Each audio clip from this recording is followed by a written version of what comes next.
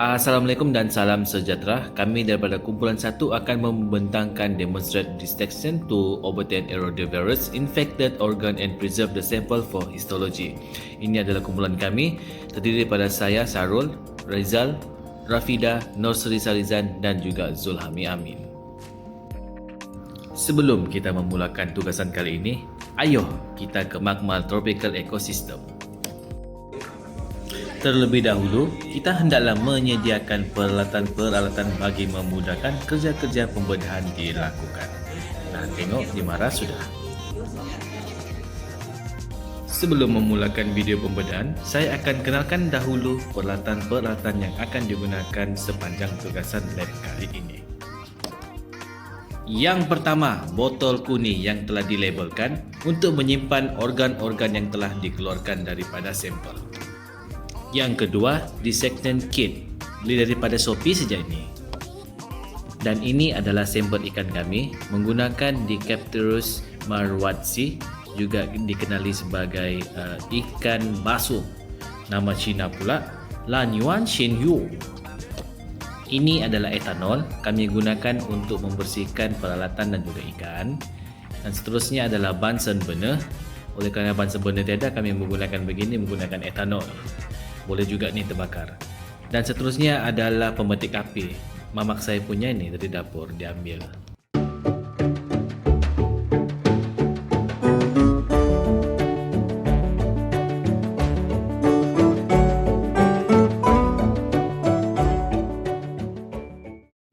Membersihkan ikan menggunakan etanol, tetapi tidak boleh secara direct.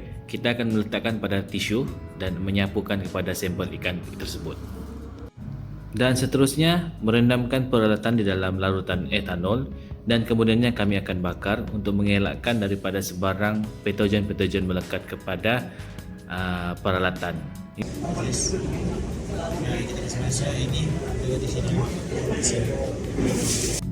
Dan seterusnya kita akan menggunakan etanol dan kemudiannya dimasukkan ke dalam botol kuning, berfungsi sebagai pengawet organ yang kita telah keluarkan daripada sampel supaya dia tidak rosak dan juga tidak beku semasa dalam tempoh penyimpanan.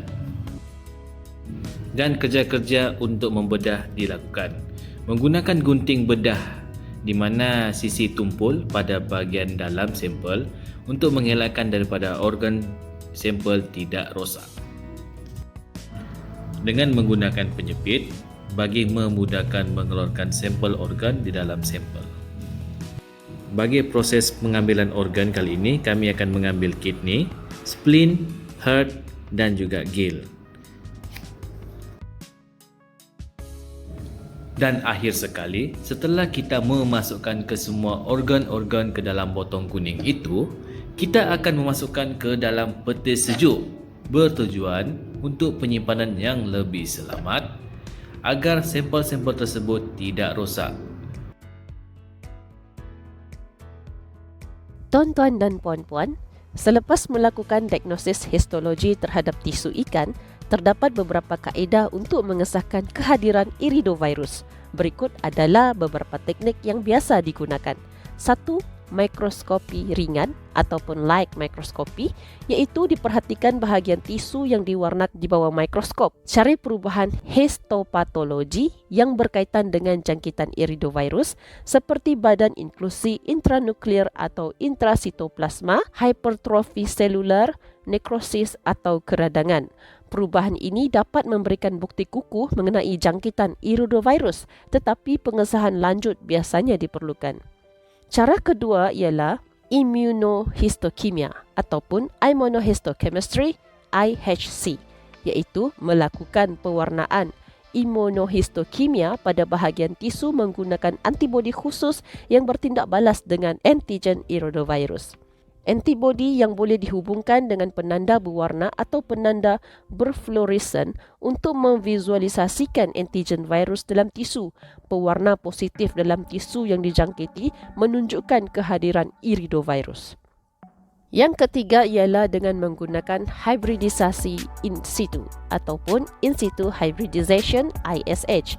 Dengan menggunakan hybridisasi in situ untuk mengesan asid nukleik virus dalam bahagian tisu. Teknik ini melibatkan penandaan penyidik asid nukleik tertentu yang bersesuaian dengan genom virus atau gen spesifik. Penyidik boleh ditandakan dengan penanda fluorofor atau penanda radioaktif untuk pengesanan. Isyarat positif menunjukkan kehadiran asid nukleik iridovirus dalam tisu. Cara yang keempat ialah menggunakan mikroskopi elektron ataupun elektron mikroskopi EM, di mana kumpulan sampel tisu untuk analisis mikroskopi elektron transmisi TEM disediakan bahagian ultranipis tisu dan perhatikannya di bawah mikroskop elektron. Cari ciri-ciri khas iridovirus seperti zarah virus icosahedral dalam sitoplasma atau nukleus sel yang dijangkiti. EM dapat memberikan visualization langsung dan pengesahan virus. Teknik kelima adalah teknik molekul ataupun molecular teknik, iaitu dengan melakukan ujian molekul seperti reaksi rantai polimerase PCR atau PCR kuantitatif untuk mengesan dan mengimplikasikan asid nukleik virus.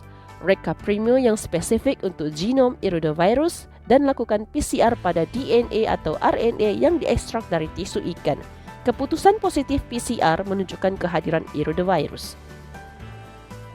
Tuan-tuan dan puan-puan, adalah penting untuk kita merujuk dengan pakar virologi atau patologi untuk mengikuti protokol dan garis panduan yang ditetapkan untuk teknik-teknik ini bagi memastikan pengesanan iridovirus yang tepat dan boleh dipercayai dalam tisu ikan selepas diagnosis histologi. Sekian sahaja pembentangan daripada grup kami. Semoganya ia dapat memenuhi pencarian tuan dan puan. Assalamualaikum.